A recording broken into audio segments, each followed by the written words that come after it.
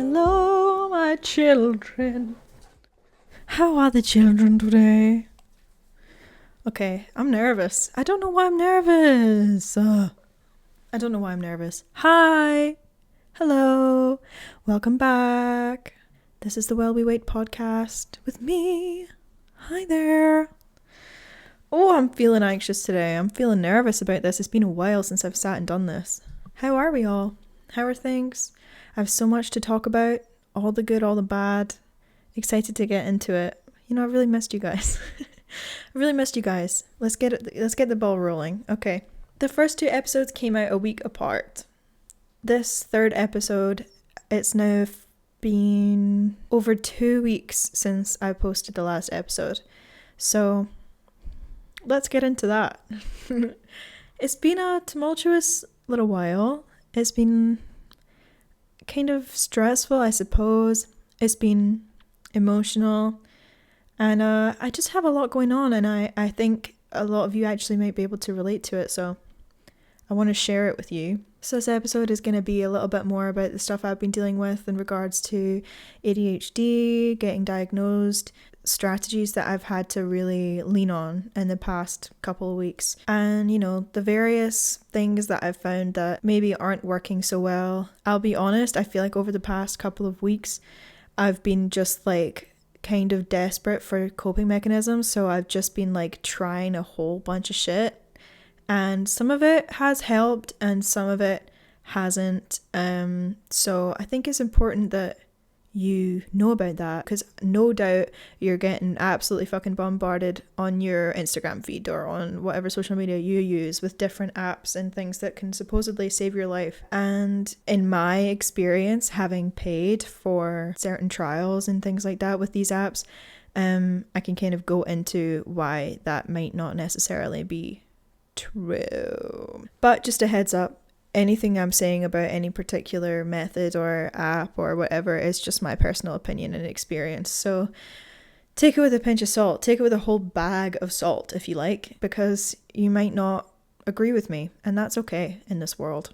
We're allowed. Okay, so I have been going down this road of really needing to get diagnosed, essentially so that I can access the help and resources that are provided once you get that diagnosis. This podcast is called While We Wait, and it is literally about what we do while we're waiting for professional help. And I really do be waiting. I really am waiting patiently, actually very impatiently. I'm on the edge of my fucking seat. Waiting. I don't even know if you can call it waiting. I'm just like, hey guys, can we hurry this along? Let's go ahead and hurry this along, all right? I don't got all fucking day. I don't have my whole life to figure this out. So if you could go ahead and hurry this along, that would be great. So, God, where do I even start? There's so much. Let's go back to the very beginning. Very good place to start. I call up my GP. I finally get an appointment, and I'm like, hey girl, hi, help. Help me, for the love of God, please. I try kind of getting into what I've been dealing with. I'm like, hey, so I'm almost 100% certain I have ADHD. At the very least, something is wrong and I need help immediately. Struggling to cope. Kind of started listing off my symptoms, and she cut me off and was like, hey, okay, I'm just going to stop you right there. Feel like you're going to talk a lot. Feel like you're going to be saying a lot, so I'm just going to go ahead and stop you right there. Could you do me a favor? And instead of, because I know that there's a lot with ADHD, I know that you can, there's a lot to say about it, and maybe you're experiencing a lot. If you could actually just go ahead and write every single experience, every single symptom that you've ever felt since childhood into an email. If you could just go ahead and do that for me, send that over to me, and then I will then in turn send that to the brain people. And then the brain people might get back to us. Could take forever. Buckle up, girl. And I was like, I just felt like it was such a fucking kick in the face. I was like, oh, okay, all right, can do. No answers, no anything really. Like, yeah. And I think I've already perhaps shared this point before, but I just wanted to reiterate my experience as it kind of has led to what's been going on more recently. So yeah, I sat and I wrote paragraph upon paragraph of what I've been experiencing.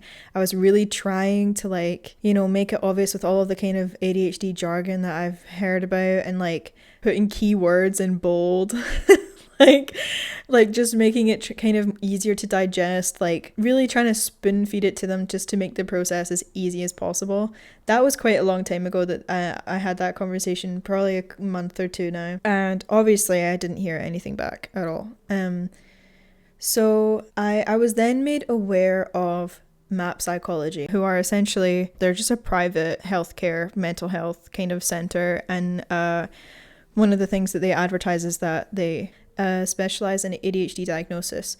Now, of course, private healthcare is fucking extortionate. You also may have your own feelings about it. I understand that it's in a kind of nuanced thing, and that, you know, I get it. We're not going to get into that right now. But essentially, I was just desperate and curious. I was looking into it. Of course I was. And I saw that on their website, you can get a free phone call consultation. So I went ahead and phoned up, and God, I have to admit, like, oh, Jesus. Like, I know the pressure that the NHS are under on the regular. I really do understand that. But the relief that I felt speaking to a medical professional who just had a bit more time for me, and like just actually kind of, it felt like they really cared about what I was going through. Like, the stark contrast between the conversations were just insane. And like, I just felt immediately so much more safe and listened to.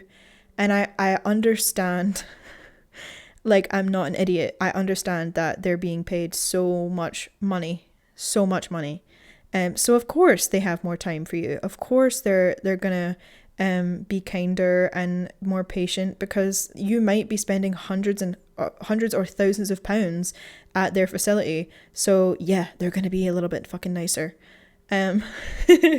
But just as an experience, it was really reassuring, because I came off of the phone call with my GP previously in tears, because I was just so like, God damn it! Like, just here, it's more effort and more work from me to solve a problem that is not my fault. It's like, it's not, I don't have any control over this. It's not something I can prevent. Like, I just need help, and for it to all kind of be on my shoulders to seek that help is just so frustrating, and really, like, just sucks. It just sucks. So I felt like when I was talking to MAP Psychology, that like, I finally was like speaking to someone who was like, we can help you through this. And that was just really refreshing, and it just felt like it took a bit of the weight off of my shoulders. Even if you just want a little bit more information about what they've got going on, like, I would honestly recommend a free consultation call. I felt so comfortable to just like ask questions and be upfront about the fact that I was nervous about spending money on it. Because they obviously understand that. So I had this free consultation with him, and I was like, just, you know, what are my options? My question was like, so what if I pay for this whole assessment process and it turns out that I don't have ADHD, and I'm just left with more questions, less money, and like what do I do then, you know?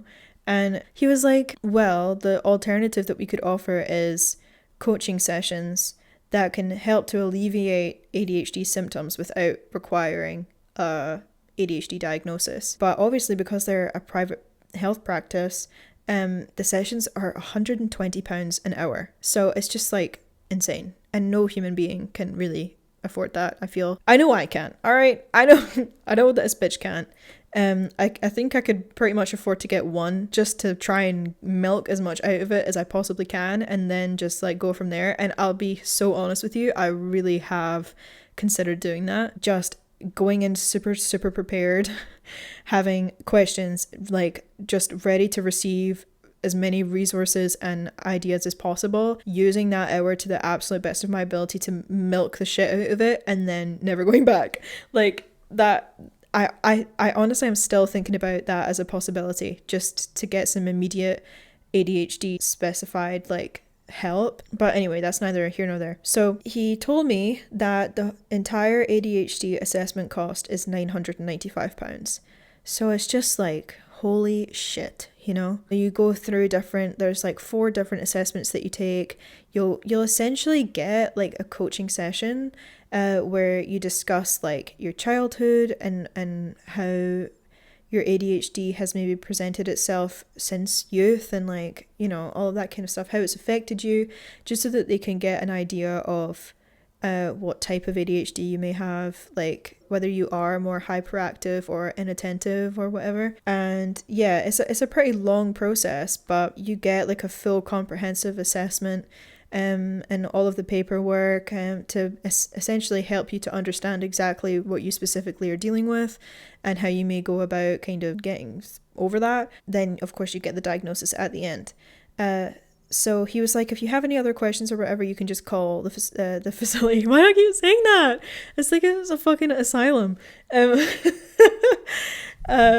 You can just call the practice at any time and they'll answer your questions. So I ended up calling them back a few days later. And I got someone else on the phone and she was also just so nice. And I kind of voiced my same concerns, and I also asked if the NHS accept private diagnoses and what that might do for me, and you know, the help that I can receive afterwards. I also kind of told her that I was feeling uncertain about, you know, or I was just feeling nervous that I would go through this process and end up not being diagnosed. I was also like, so if you do this assessment and say there's similar symptoms between ADHD, ADD, depression, anxiety, and autism, right? If we're going through this ADHD assessment and you as the professional are realizing, I don't think she has ADHD, I actually think it could be one of those other things, could that then lead to a diagnosis of one of those things, or would we then, you know, switch paths or whatever? And she was like, essentially, because we are looking solely at an ADHD diagnosis, even if we pick up those kinds of things, that's something that we could discuss, but because it's an ADHD specific assessment, it's either, by the end of it, you're either going to be diagnosed ADHD or not. And they're not really going to be asking questions to figure out whether you maybe have autism or whatever, any of those other things, like those, because that's not what they're looking for at that time. So I was like, okay, yeah, fair. I guess I was just trying to get like a cool, like 2-for-1, like, yeah, but you know, like if it might be an ADHD assessment, but like, what if I have one of any of these things, or like, what if it's this? Could you just look for those two at the same time? Could you just go ahead and look for everything? Basically, I just want to come in and I want to ask, what the fuck is going on? And I want you to tell me, and then I want you to fix it. Is that so much to fucking ask? Is that not what healthcare is, guys? I'm confused. But apparently, it's really fucking difficult to get that answer. So I'm just going to keep searching. But anyways, I'm sharing this information because I don't know if anyone is going through the same process, okay? Maybe you are also seeking a diagnosis, or you're just curious about the process or whatever. You might, I don't know. But here's the tea. About the whole, will the NHS accept your diagnosis type thing? She said, so it's like kind of down to the discretion of your GP specifically. Some of them are maybe a little less okay with private diagnoses, and some don't care. Some maybe would actually recommend it.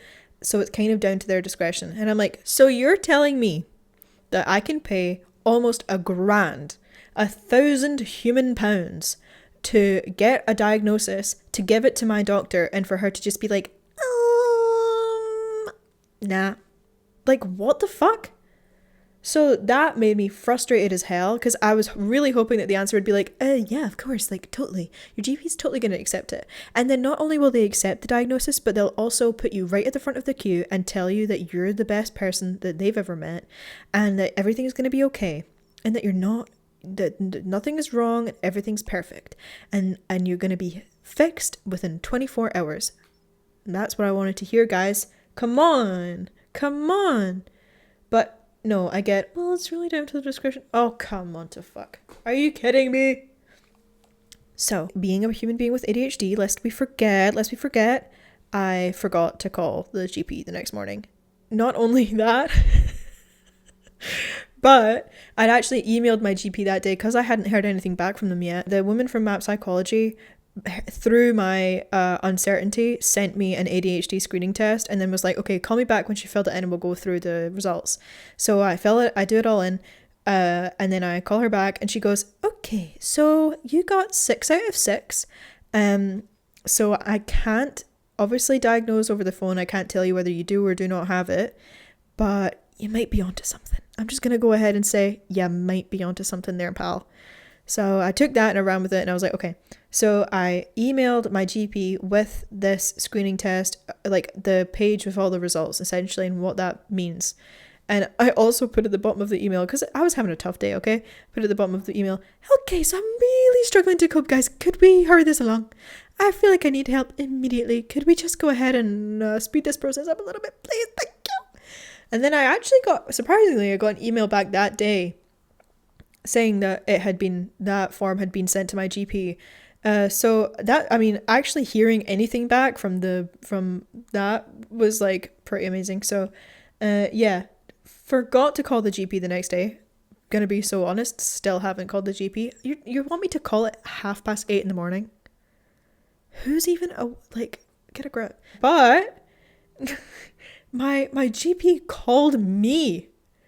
That never happens. My GP called me and I was asleep. I was sleeping. What the hell? So I forgot to call, but I also missed a call from her. So she left me a voicemail and was like, I got your screening test through and I've gone ahead and put through the referral to the psychiatrist. But on the phone call, she was like, some people may try to seek a diagnosis privately. It's completely up to you whether you have the means to do that or not.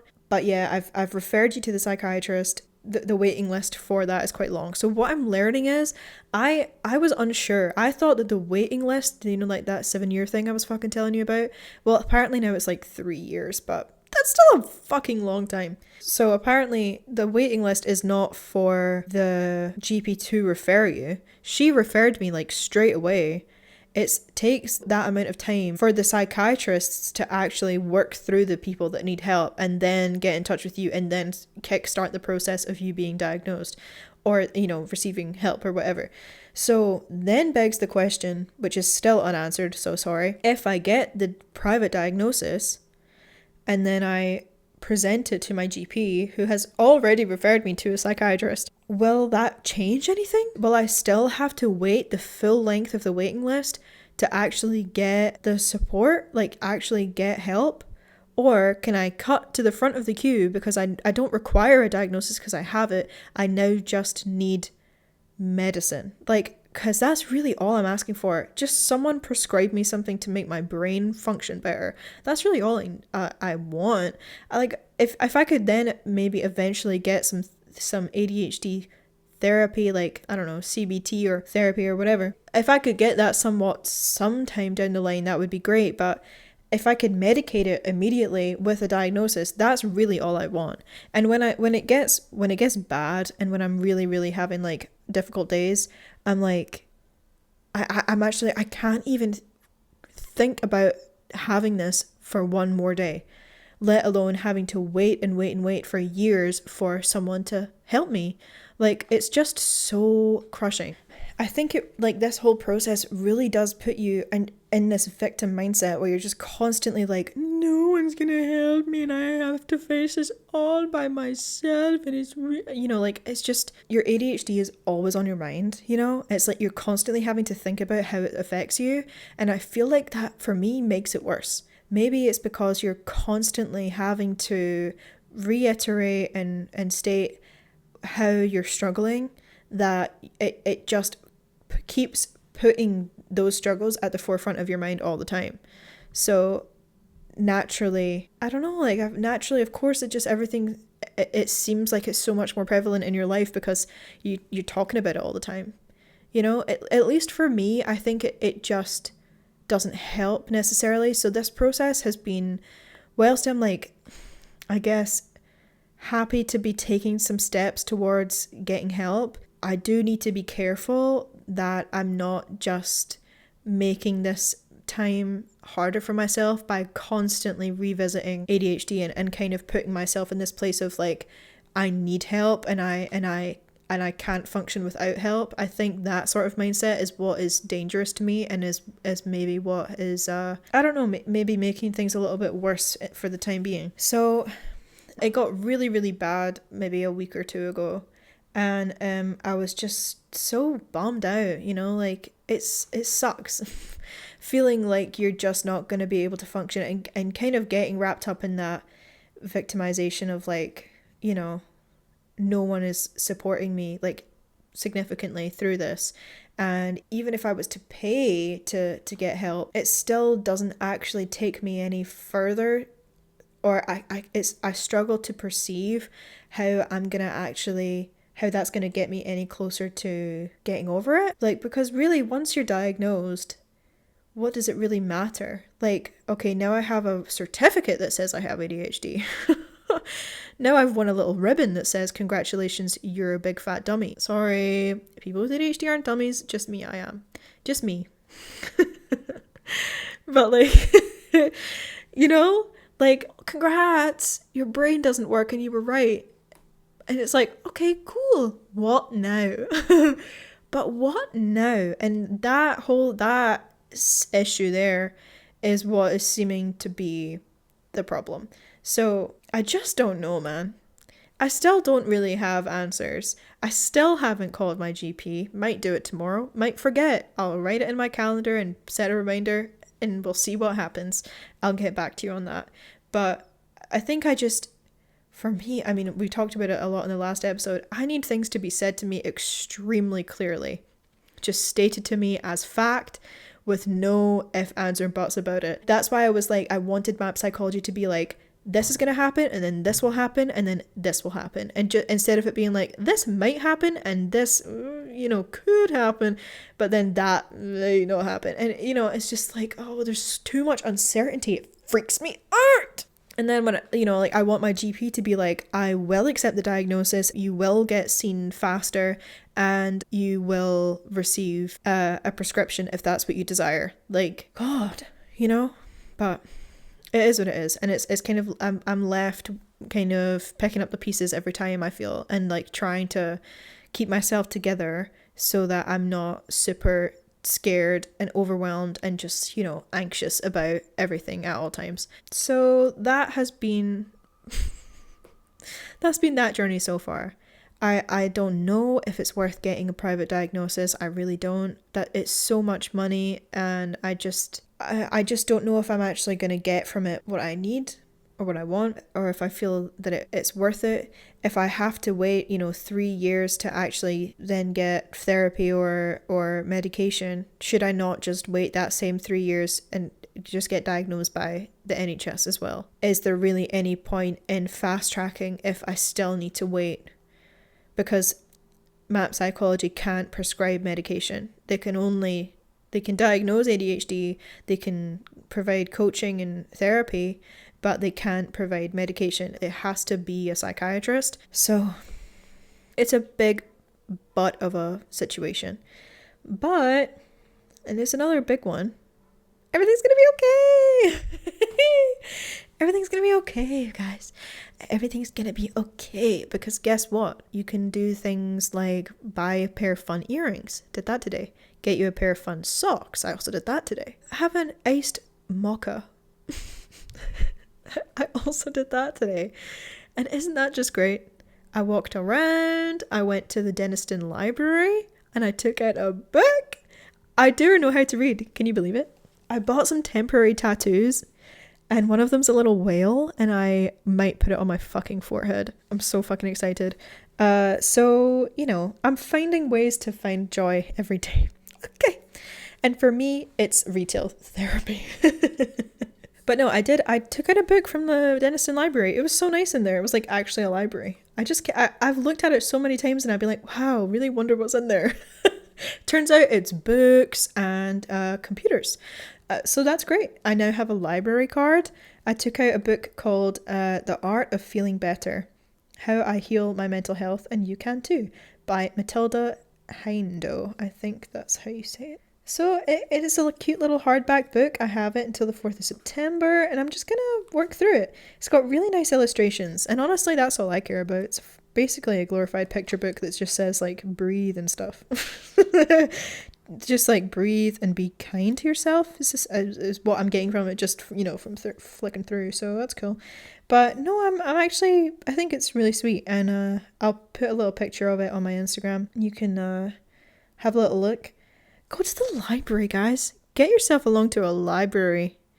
That shit's really nice. I might just go over there just to chill sometimes. And you know the great thing is, you just can. You can do that if you want. So that's great. I'm going to put on a little whale tattoo later. Can't wait. So what else are we going to talk about? Okay. Yeah, it's been a tough time. I've been really kind of confronted with how my ADHD is affecting others as well, and how my relationships are being affected, because it does that, this whole thing of like the victim mindset and stuff. It can be so easy to be kind of like self-centered in a way, like you're just constantly thinking about how bad things are happening to you and like how your life's hard, and you forget that your actions may be affecting other people, and like you may be a little bit mindless and possibly a little selfish and a little cruel. And I'm owning that as definitely part of my journey, and it's a kind of harrowing thing to realize that, oh shit, like through this I've kind of forgotten to like nurture the other people in my life, and I've kind of become so wrapped up in what I'm dealing with that I'm starting to lose touch with people that I really care about, and I'm starting to expect perhaps too much of people. Essentially, that's kind of also been going on in tandem with everything else. So I was just like super hyper aware of like I kind of, for me, for a sec was like, God, there's even more of a countdown on this, like I need to figure this out. But I don't know, like weirdly, a few days later, do you know what it was? This is so fucking stupid. I had a tin of Heinz ravioli, and bro, I snapped right up. It healed me. And I mean that. Get yourself, this is it. This episode is sponsored by Heinz ravioli. No, it isn't, but swear to God, I don't know what it was. Maybe I'm just hungry, guys. Maybe I'm just fucking hungry. But I ate a tin of Heinz ravioli one day, and I had been feeling terrible the days before. Awful. And I ate that, and I was like, wow, I've been boosted up and lifted up. Up and lifted up. So, I mean, I don't know what to tell you, man. It fucking worked. So anyway, it just kind of like flipped around all of a sudden. I think, and I'd just been in a much better mood since. I definitely have, it's not always consistent, and that's okay, that's natural. But yeah, I think it just kind of lifted me a little bit out of, and not when I say it, I'm not referring to the tin, but this like change of mood and perspective, it just like reminded me that I'm still a human person that is multifaceted, and like ADHD isn't everything, it's not my entire personality. It doesn't dictate everything that I do. Like I do have my own power, and I can get through this. Like I have a great support system in my life, but I also have myself. I've got my own back. And I think for me, what's so important about this journey is, and everyone will obviously say this to you, but like self-compassion is really important, and I think trying to stay out of that victim mindset as much as possible is imperative. And I really kind of have struggled with that without even really realizing it. But I know that in life, even before understanding ADHD, I kind of regularly told myself that I wasn't good enough. I had a lot of imposter syndrome, and I think when I found out about ADHD, I was like, I don't know, I was kind of just like, at least now I have a reason why I have been such a disappointment, or I have a reason why I might not be able to reach those goals and stuff like that. And it was just enabling me to have those negative self-thoughts, and that's not helpful for anyone. So yeah, I don't know, and now I'm just trying to remember the joy in my life. Like, for example, I still get a free bus. I'm only 21, so I can still get a free bus in Scotland. I went to Edinburgh for the day, and I had such a great day. Like, I was just wondering, and yes, okay, I spent a lot of money, but that was my choice, okay? Didn't have to, but I did, but I didn't have to. And I just had fun in it. It was just reminded me that I can just walk around places and like go outside. And when you don't put too much forethought into stuff, it can actually be really lovely. And yeah, a phrase that I've been trying to kind of live by recently is done is better than perfect. Okay, so her Instagram is nr_life coaching. And yeah, she put up a reel or something that said done is better than perfect. And she kind of explained what that meant, and I was like, holy shit. Because for me, a huge symptom of my ADHD is perfectionism. So that is kind of what stops me from getting things started, from doing things and achieving, is because I have this idea that if I'm going to do anything, it has to be done perfectly. And, that's a lot of pressure to put on yourself. So now I'm like, okay, well, even just doing it is better than not doing it at all because you're worried about perfection. Like, that really helped. I don't know what it was. Like, I feel like I get quite boxed in with timings and stuff. So if I wanted to go into Glasgow City Centre for whatever reason, I'm like, oh, I need to think about when the train is, and then I need to think about if the train's at this time, when does that mean I need to leave my flat? And if I need to leave my flat then how much time do I have to get ready? Like, sometimes that amount of thinking is too much and it puts me off doing something. Whereas I was thinking the other day, like, if I have a day off, then there really is no time restraints. I can go in whenever I want. I can come back whenever I want. It doesn't have to be perfect. I could even just walk to the bus stop. I don't need to know when the bus is coming. I don't even really need to know when the train is coming. One will arrive. Like, a train or a bus will come eventually if you just wait. And you never know, you might get lucky, you might get a little unlucky, you might have to wait a little longer. But if you're just prepared for whatever, if you just kind of accept that fact, then it actually takes a little bit of the fear out of it and the forethought. I don't know, that's really just been helping me, like, because if I can kind of cut out as many forethinking steps as possible and just kind of try and do instead of thinking about doing, that really helps me, and that kind of, it just gets me somewhere. Like, it at least gets me outside.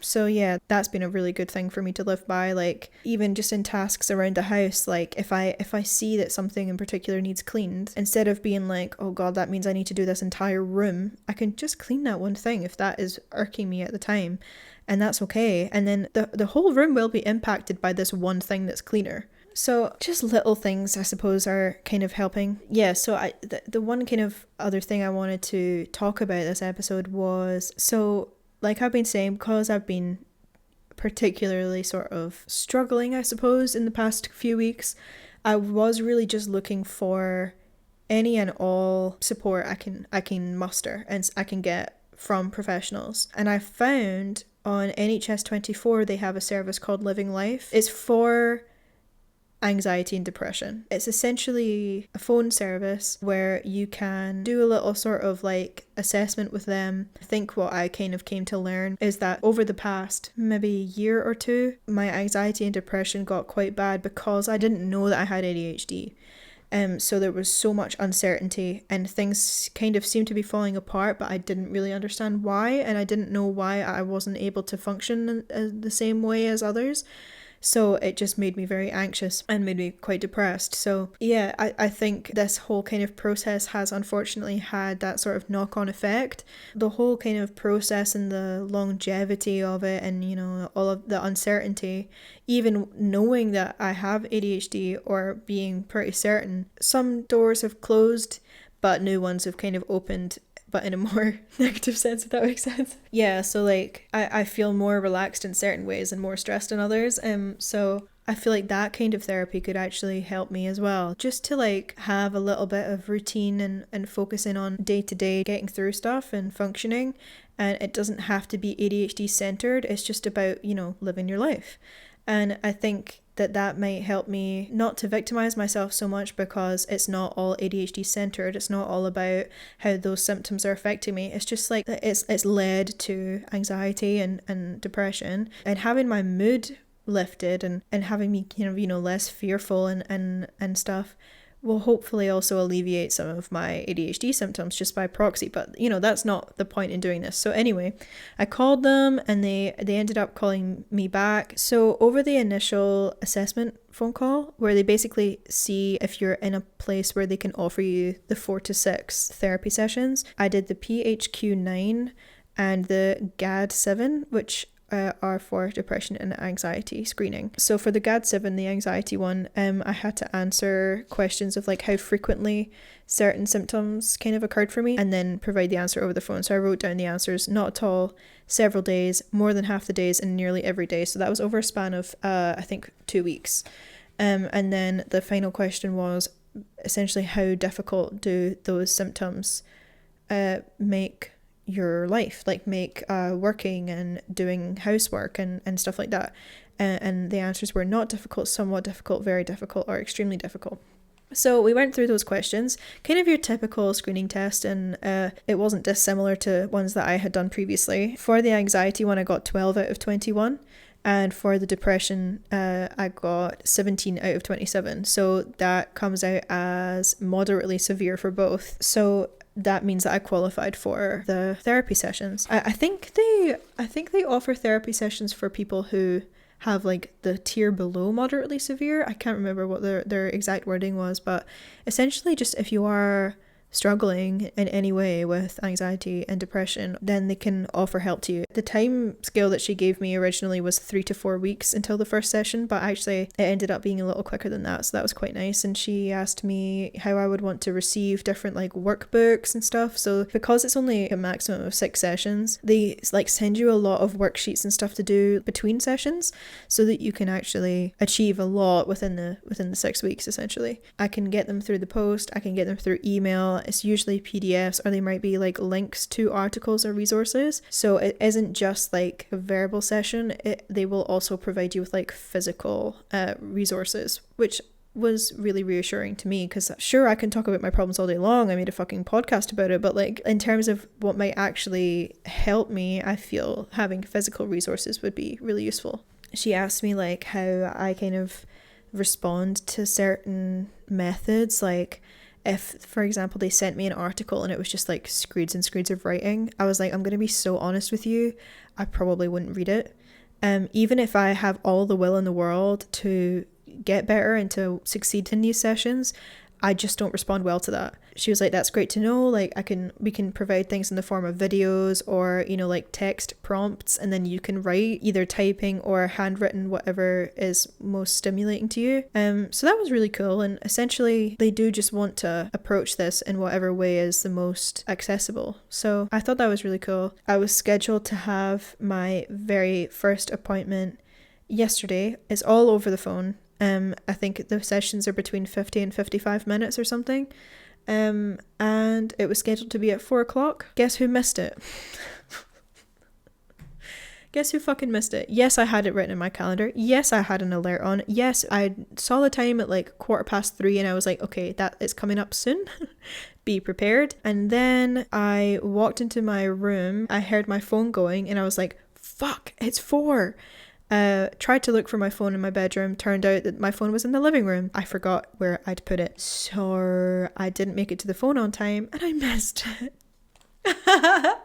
I missed the call, and she left a voicemail and she was like, hi, so you have an appointment, whatever, I'll call you back in 10 minutes. 10 minutes passed, no call back. 15, 20, 25, an hour. I also called them back, but it's tricky because they call on the same number that you can call them, but it's just one number for the entire service. So I haven't managed to actually get through to someone in the first go. Usually you just go to an answering machine, you say what you want to say, then you leave your phone number and they'll call you back. And the first time I did that, it worked for me and they did call me back. But this time they never called me back. And I was like, what the fuck? You know, so I'd like got myself all mentally prepared to have that experience, and then it didn't end up happening. So like for me, expectations are fucking everything, and I just like really get freaked out if stuff doesn't go the way that I thought it was gonna go.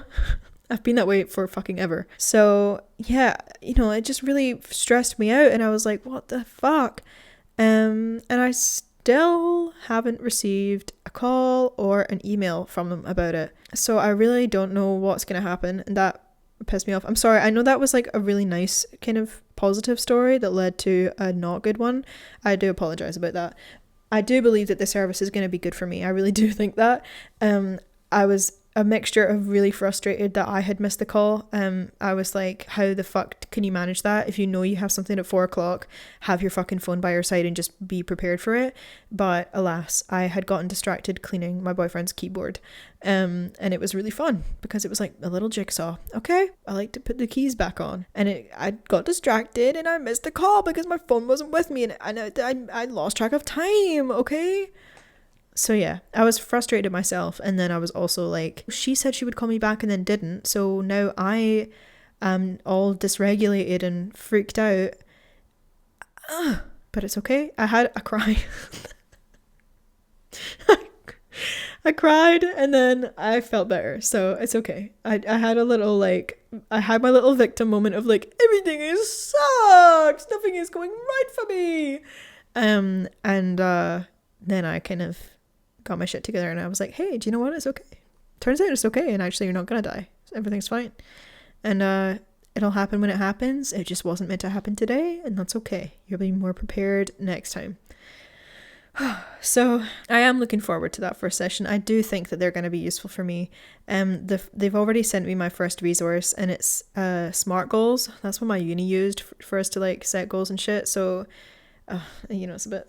it's not the most exciting resource in the world, but it's good to be introspective, I suppose, and think a little bit about what you want to kind of receive and get from the experience. So the SMART goals stand for specific, measurable, achievable, realistic, and time limited. So essentially like mapping out exactly what you would like to change in your lifestyle, making sure that they're measurable and achievable goals and that you're not setting yourself up for failure, and then also putting a time limit on that. So how long do you think it's going to take for you to go from implementing those changes to reaping the benefits of those changes, essentially? So I'm mapping those out. We'll see how it goes. I can share that resource actually. I wonder if I made a little like newsletter. If I receive any physical resources, I could email them out to like whoever subscribed to the newsletter. I'm literally thinking about this off the dome right now. Every business decision I have ever made, I've thought about in 30 seconds and then made a reality. The making a reality thing sometimes takes 8 to 10 days, but the idea itself really comes fast. So I think I'll do that. That's a great idea, Sophie. I'm gonna do that for sure. So I'll send out a little link to subscribing to the newsletter, and I can send you out some stuff, and you can kind of go along on this little living life journey with me. Yeah, fuck. It has been a time. It really has. I really have received an unbelievable amount of support from you all, and it's really mind-blowing. I had a friend reach out to me who was like, hey, I'm really great at like planning and like creating structure and planning out shit. He said.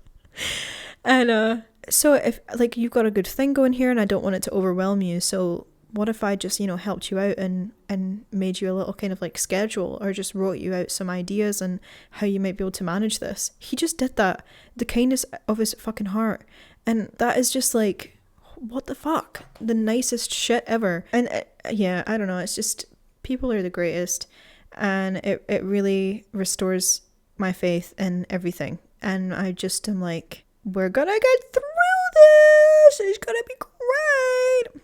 I've almost been talking for an hour, so this edit is going to take me a while. I think in every single episode I say how long I've been speaking for, and every single time I know that if you're listening, you're looking at, you're like, no way have I been listening to this for a fucking hour. You haven't, because I've edited probably about 20 minutes of this podcast out.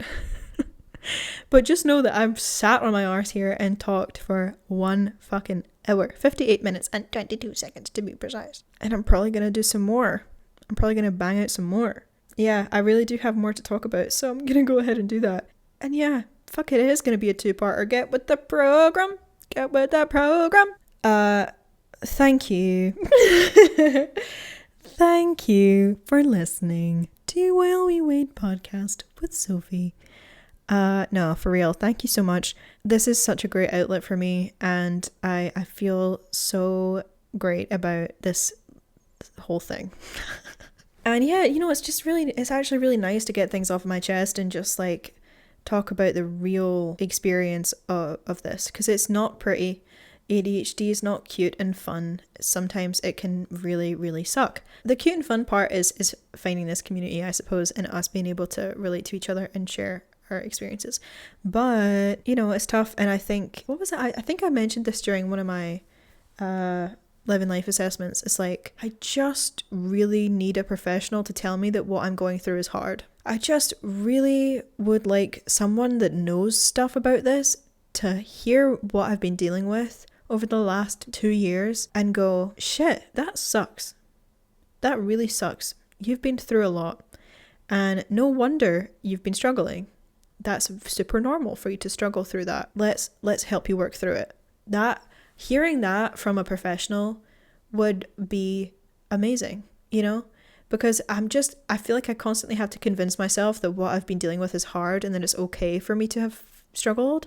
But, it's kind of this thing that's constantly projected as like, get over yourself, stop being a fucking snowflake and just get shit done. And it's like, yes, groveling over it and victimizing myself isn't gonna get me anywhere.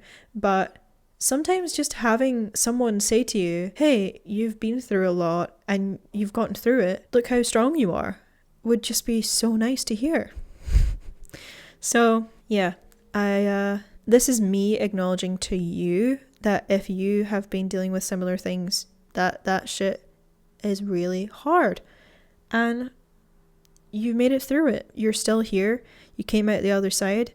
And maybe you're even looking for ways that you can fix it or that you can get help. And that's such a huge step in the right direction. So go you, buddy. You got this. Okay, so I'm going to leave this one here. And I'm going to record another one right now. And I'll probably release them pretty close together as a kind of first and second part of this like little catch up. But thank you so much for listening. I appreciate you just a bunch. Have a great day, and I'll see you soon. Bye!